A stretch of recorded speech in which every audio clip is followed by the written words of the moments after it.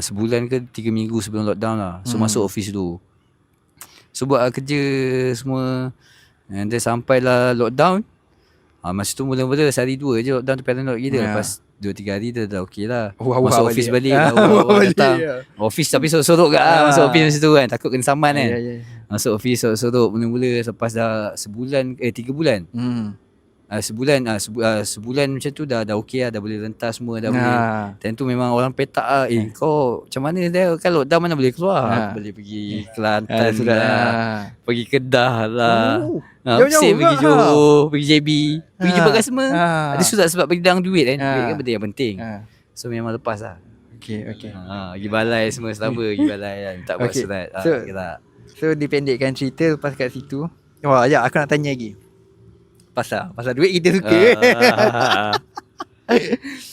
Berapa komisen paling tinggi kakak? Time tu kerja 16 hari punya kerja je.